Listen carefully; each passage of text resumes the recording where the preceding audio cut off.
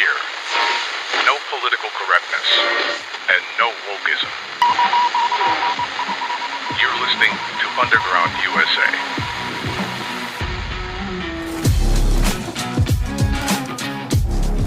Thanks for downloading, listening, and sharing. My name is Frank Salvato, and you're spending a few moments in Underground USA. For almost 16 years, I've been sounding the alarm about how a decidedly Marxist contingent has been increasingly taking over the Democrat Party. Today, I am, for lack of a better word for this sad development, pleased to notice that some in the Democrat ranks are waking up to this fact, and it is a fact, and walking away from that political party.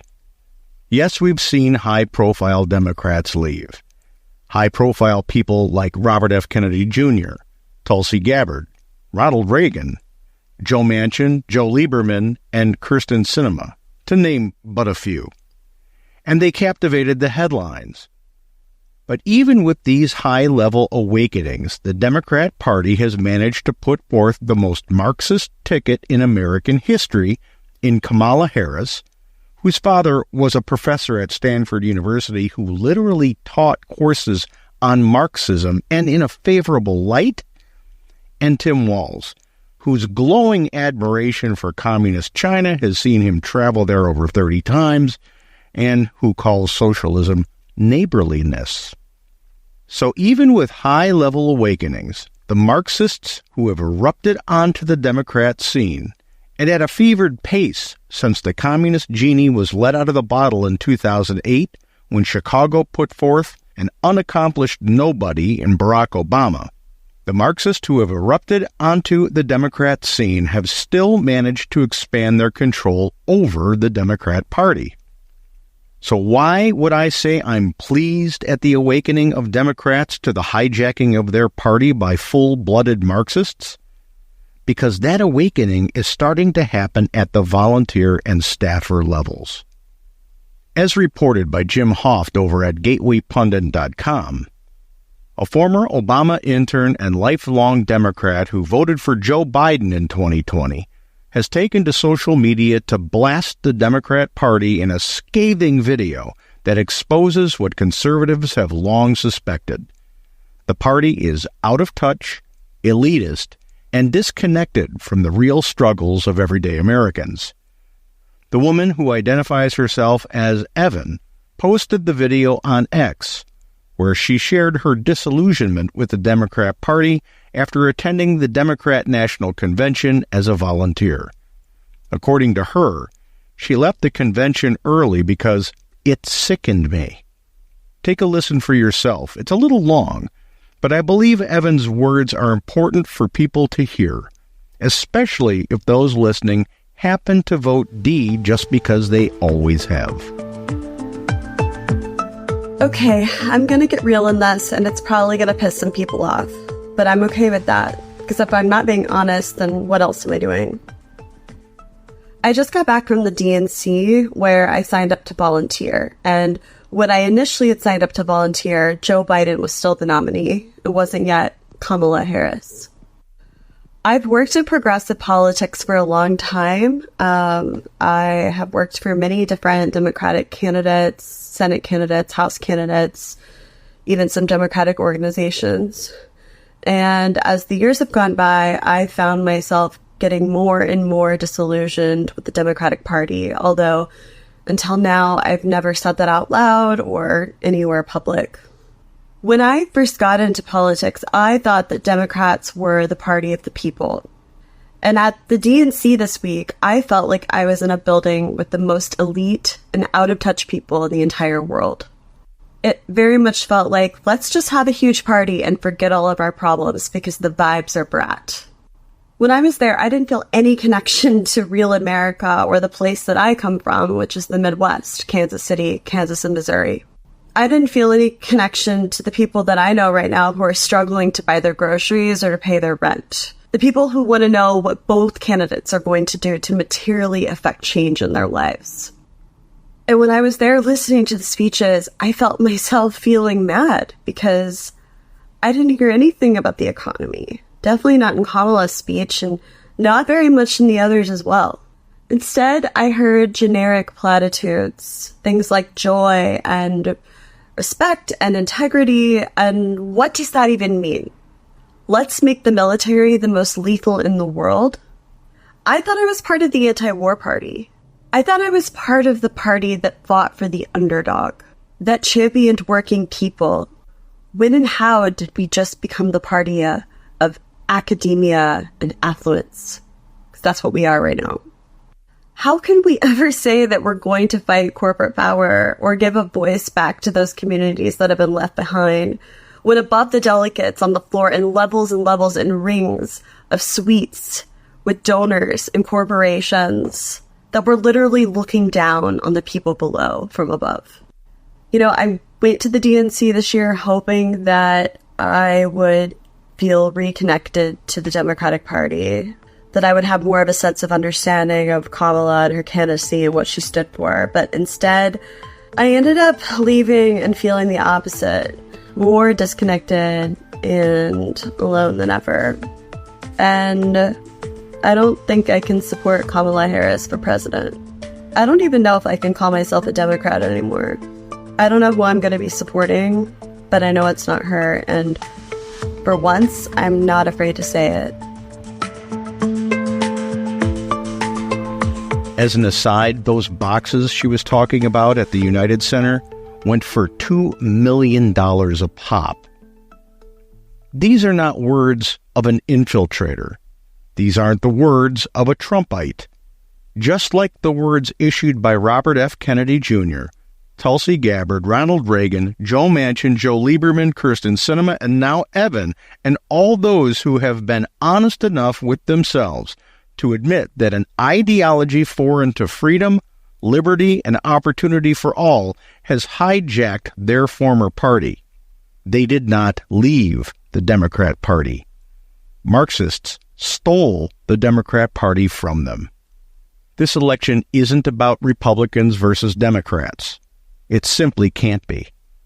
This election isn't about Donald Trump versus Kamala Harris or the media's bizarre sophomoric popularity contest. It simply can't be. It's about all Americans, Republicans, true Democrats, libertarians, independents, and conservatives and liberals coming together to defeat the advance of Marxism and the fundamental transformation of our republic to one that embraces socialism, then communism, and then despotic totalitarianism. That's what this election is all about, Charlie Brown. It simply must be. When we come back, our segment on America's Third Watch, broadcast nationally from our flagship station, WGUL, AM 860 and FM 93.7 in Tampa, Florida. You're listening to Underground USA. Our First Amendment right to free speech is under attack by woke activists and politicians. Wokeism seeks to suppress opinions and ideas that are deemed offensive, insensitive, or problematic, thereby stifling the free exchange of ideas and the pursuit of truth. It emphasizes social justice, identity politics, political correctness, and the regulation of language, and relies on euphemisms and ambiguous language to create the illusion of consensus, thus avoiding confrontation with opposing viewpoints. Wokeism is antithetical to free speech because it stifles the free exchange of ideas and the pursuit of truth. This is in direct opposition to the principles of free speech. Wokeism is an ideological cancer shopped by those who want to control you. This November, we have an opportunity to render wokeness to the ash heap of history. Vote smart. Vote against wokeness and those who would use it to control you. And, you know, we have to stay woke. Like, everybody needs to be woke. And you can talk about if you're the wokest or woker, like, just stay more woke than less woke.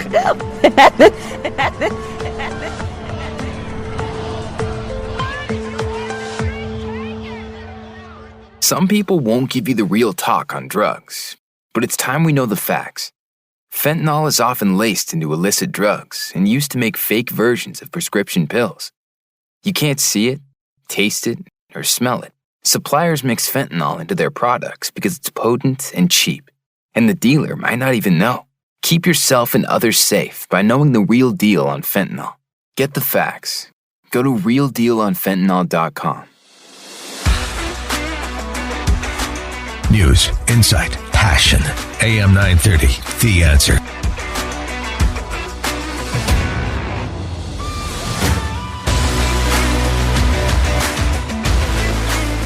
Well, here we are. It's Monday, and last time we talked, Frank, was early Friday morning.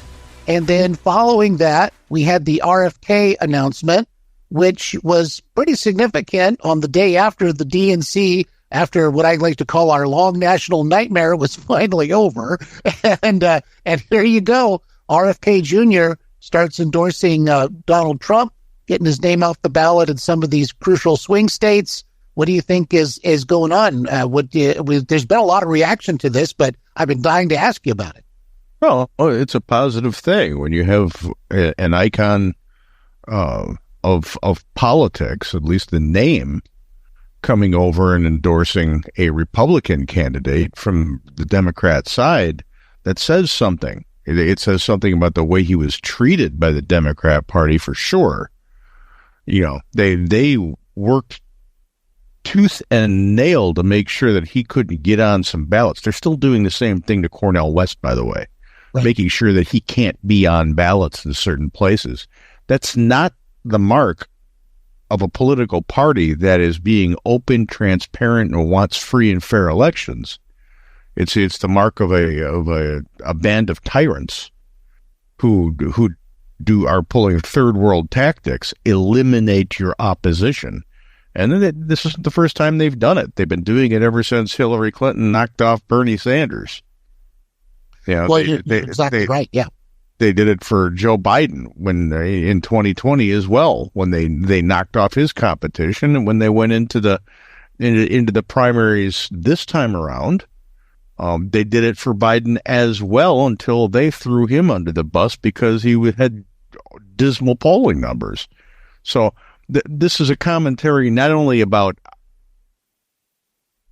the landscape of politics in the country, where it comes to people waking up and realizing that this is an election about whether you want to continue to have a free republic or whether you want to continue this hard left turn towards a Marxist-style government, and a grand commentary on the Democrat Party and how it's been hijacked by Marxists. Yes, indeed. This is exactly, I think that what the takeaway is. And it's, again, ironic that the party that keeps saying it's defending democracy, quote unquote, actually shut it down. And Frank, do you think, after all this plays out, they just sidelined and stiff-armed and just got rid of RFK Jr. as best as they could, wouldn't even speak to the man. Do you think that looking back after this election is done, if Trump wins, they'll say this was a huge mistake? They could have folded him into the messaging. They could have done something, but yet by doing nothing, or doing what they did, I should say, that they actually sowed the seeds of their own destruction in this. Yeah, that will have to be a postmortem. Yeah, because right now their arrogance won't allow them to recognize that. They believe that they can win this election with the same game plan that they had last time, which is to keep the candidate as far away from any examination as possible and control the damage from pre-existing conditions. They truly believe that they can pull this off again. And as I've said ever since this cycle started, Trump's got to win by at least 20 percentage points to beat the cheat. They're convinced that they'll be able to do the same chicanery that they executed last time to be able to pad enough numbers because of early voting, mail-in voting, vote harvesting, and et cetera, to overcome any margin of victory that an opposition candidate can have. This is what happens when you let the Chicago political genie out of the bottle, and that happened in 2008. I begged people to understand what they were doing, that they were letting this political machine where the bosses make the decisions out of the bottle. They were letting this genie escape. And we're seeing it now with the selection of Kamala Harris. The bosses decided Joe Biden wasn't the guy. So in the smoky back room, the bosses decided it was Kamala Harris, and they got what they wanted. And that's the way Chicago politics works. Yep. Yeah, exactly. And may I say a joy to you, sir, this morning. Yeah. It's all about the joy, isn't it, with Kamala Harris? Yeah, I like that dishwashing liquid. I love it. But yeah, so I mean, it's kind of silly, but it's that just seems so over the top to me. Yeah, she surpasses John F. Kennedy. That's amazing to me.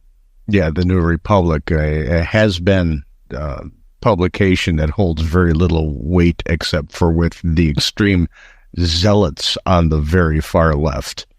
But they've got a shred of truth in that idea that she is truly historic. She is the very first candidate that has never received a vote in a primary. She's never attained a delegate for a convention. And so far, she's the candidate who has gone the longest without giving any media access. So I guess she is historic in a way. She's the first fraud to run for president of the United States, and we've had a lot of questionable people run. That's right. Well, and then of course, as you mentioned, the 35 days, not talking to the media. I suppose they're going to ride that for as long as they can, and when the end of the month rolls around, they'll probably say, "Well, but we didn't really mean that," or it's not really convenient right now. Or will they make good on that? I don't really expect them to. Oh, they have to hold out for 10 more weeks and one day. That's it. And really what they're hoping to do is make sure she stays hidden for as long as they can hide her after September 8th, because early voting in many locations starts on September 8th. So the game plan to hide her for the duration, they just have to hide her for as long as they can. You get September 8th hitting, and you get people who are shitting those mail-in ballots right then, and executing early voting right then, and they don't get to hear what's happening. That's why early voting is such BS. Yeah. You could have a major development October 15th. And the people who've already cast their ballots, well, too bad, so sad. You voted for the person. So this idea that we have 2 months to vote is just absolutely absurd. If you can't get to the ballot box on election day, I've got to question that. I really do have to question that. And these states that allow this 2-month period to vote and what, 2 weeks afterwards? No. It opens everything up to the execution of even mediocre attempts at vote fraud. Oh, sure. But it sounds good on the outside. It makes it look like there's so much access. And look what we're doing. We're being so good to you. In order to give you this access. But, Frank, when I was growing up, it was always, as soon as I turn 18, I can go vote. And boy, did I want to go down there and vote on election day. It kind of dates me a little bit, but, you want to go. I never really actually did pull a lever, but it's that kind of thing. That's the electricity and the excitement of it. And but this notion that we're just going to make it so easy for everybody is actually a misnomer, I think. It sounds like the American voting public is the laziest group of people on the planet. Yeah. I get around to it when I can. How long do I have? 2 months? Well, I'll just do it tomorrow. No. And they wonder why voter turnout sucks. There's no urgency to do it. They have deprioritized it to a level where it's maybe I will. I don't know. Oh, I forgot. I had 2 months. I didn't get around to it. Yeah. Make it about election day. Get off your ass and go vote. Well said. Well said indeed. Well, Jake Tapper over at CNN was talking to Cory Booker because they can't talk to Kamala Harris at all, so they have to talk to surrogates. But he had a great question. I thought it was a good question. He says, how can Democrats talk about a new chapter and turning the page, basically? He says, you guys are the ones writing the book. I mean, this whole positioning now that, that they're somehow running against Donald Trump because Donald Trump is in office. I mean, that's kind of the perception they want, I think. Well, that's the game plan, is to make sure that Kamala Harris is the next best thing. She is the resurrection of the Obama campaign. Remember, Obama was a nobody when he popped up onto the scene. As a senator from Illinois, he immediately got a speaking spot at the DNC convention, and that's what moved him up the ladder. He had no track record. It wasn't like he was a senator for even a full term before he ran for president. He was manufactured just like AOC. Mm-hmm. So what did they do? It worked. He was a nobody. He had no record. Let's try it again. This time we'll do it with somebody with a record that's so bad that we'll just make sure that we control the narrative on what her record is and who she really is and see if we can't do it that way. They're experimenting with the American voter. Can we get away with it? Can we manufacture a new reality about somebody who's got a caustic past? And the big part of their game plan is to march out these surrogates. Trump campaign better get used to this. They're running a campaign against an army of surrogates who are going to redefine her and cloud her past, because no one has the authority to speak of her past if nobody's her. They can't be held. Cory Booker can't be held responsible for and 15% of the black black men, 15,000 black men being put in prison for marijuana charges, and with many of them being held longer than their sentences so that the state of California could have free workers. He can't answer to that. Right. He can't answer to her prosecutorial record or when she was in San Francisco or what she did to that town. So let's just trot the surrogates out, let them speak their mind, tell them how she's the next best thing to sliced bread and that we need her. Oh, and by the way, everything that's wrong with what happened the last 3 years is Trump's fault, so we need change. Does the change message sound familiar at all? No kidding. See, that's the thing. In fact, this is one of the things that Tapper actually brought up. He said, the Democrats have controlled the White House the last 12 of the last 16 years, and he says, but you guys are I'm just paraphrasing, but you guys are saying that, you've got to make all these changes. And, it's so interesting to me, Frank, because the disasters that have been occurring, they will not own for obvious reasons, but yet, it's hard to land the gloves on them on this kind of stuff because of just the things you're saying. They don't really have to answer for this because they're not Kamala Harris. I'm glad to see Jake Tapper is going over to social media and the conservative groups and lifting their memes for prep for his interviews, because that's been all over the social media and on the groups that exist on the right. That for the last 16 years, 12 of those years have been under Democrat control, and the only thing he didn't add was during the 4 years that they weren't, Democrats in Congress did everything to throw wrenches into the machine. So things getting done was a hard thing to achieve. So to say that they need change, people have to start asking themselves a question. If you have that much time to institute your policies and you're still promising the same stuff, then is it worth voting for you again? Right. I say it's not. You failed. You had way too much time to do it. Indeed. Well, I'm telling you, Frank, it seems like, they're running this race over at the Kamala Harris campaign as if they can continue to stay above it all. I think your comments about the early voting are very, very important, because, again, you're exactly right. Something could happen in this race that would turn everything around. But at least at the very least, coming out of this convention, you typically get a big bump or, 2 to 3 point bump somewhere in there. But it's usually significant. But the RFK announcement on Friday, I don't think has been factored into that yet. But Kamala Harris may find that all those speeches and all that stuff and all the joy from Oprah may not be quite what they thought it was, because some people, enough people, may head over to vote for Trump at this point.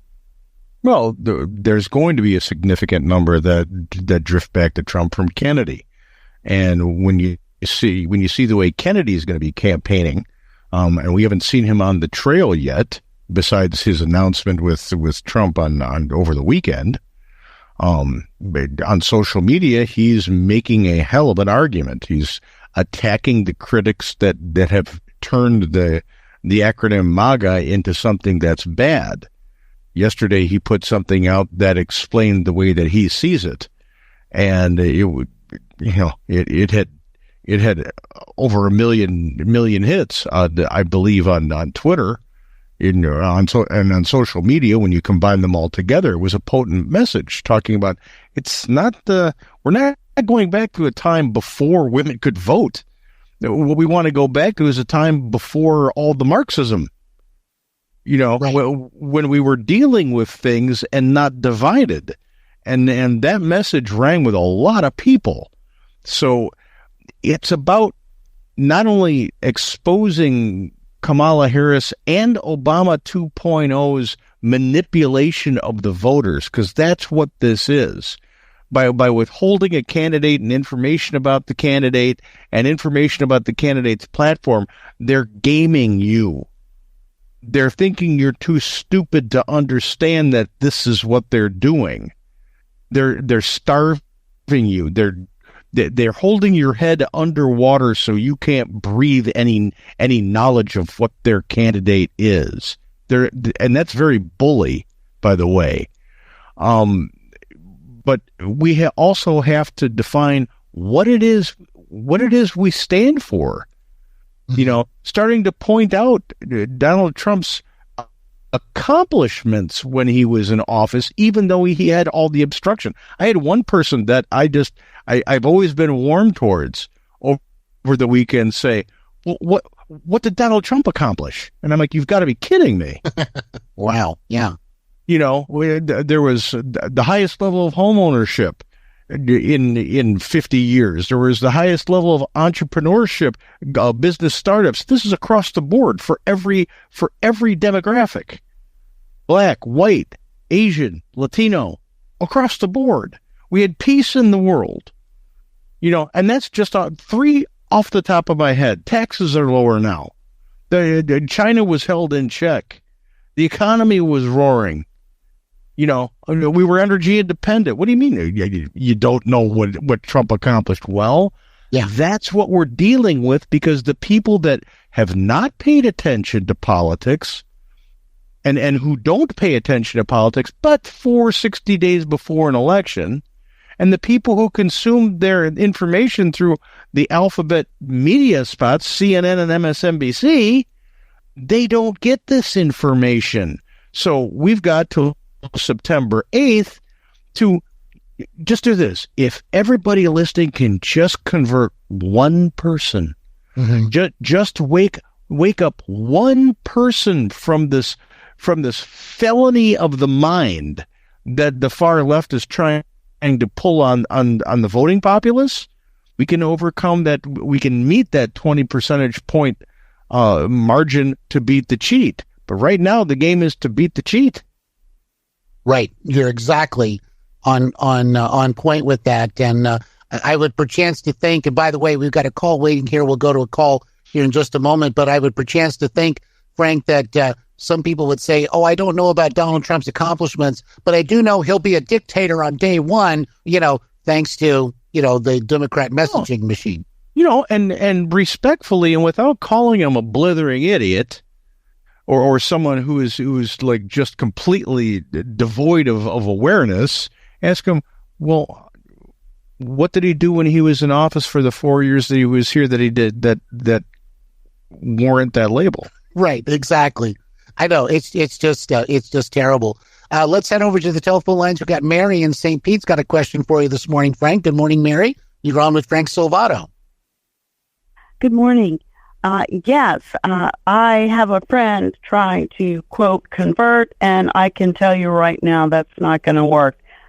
She would have no part of President Trump at all, can't stand him, and doesn't even get the concept of communism where maybe just to put it simply for her, it's like, why would a doctor and a laborer make the same amount of money, which is what communism is like, across the board? Doesn't matter what you do, what intelligence you have, what skills you have.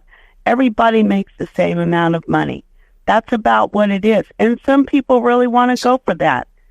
So that's what I want to say. It's just not getting through the tube. Yeah. Thank you. Thanks, Mary. Mary in St. Pete. Appreciate the call very much. Yeah, what do you think, Frank?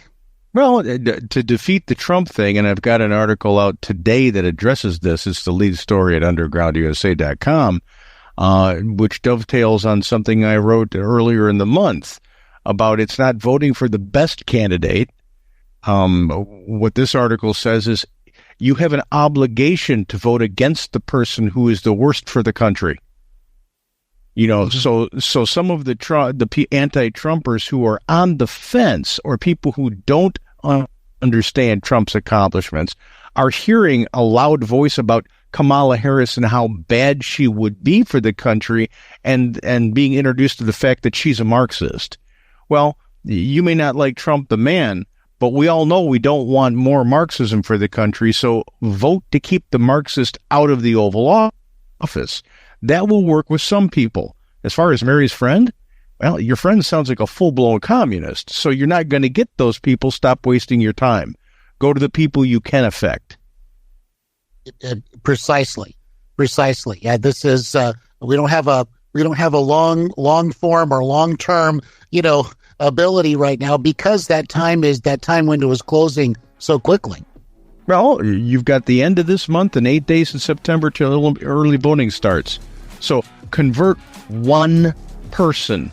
The low-hanging fruit. Just get one person, and that will make a difference.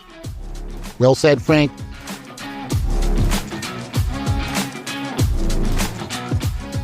If you like the podcast, please subscribe, share, and leave a comment if you choose. You can always email us directly at contact@undergroundusa.com and pick up a copy of my book, Nullification, available on Amazon.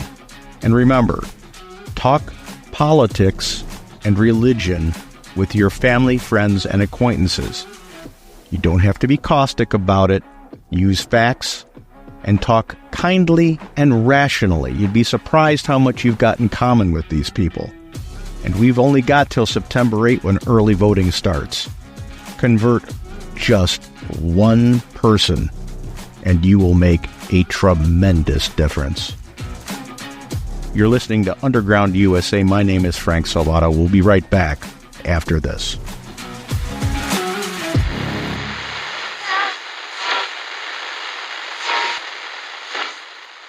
When someone is having a stroke, every minute counts.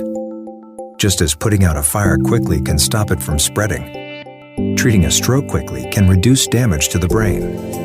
The clock begins ticking as soon as you spot the signs of a stroke, because some treatments can only be used if the patient reaches the hospital in the first 3 hours after symptoms appear. So don't wait. Call 911 right away and get the person to a hospital immediately, even if the symptoms go away.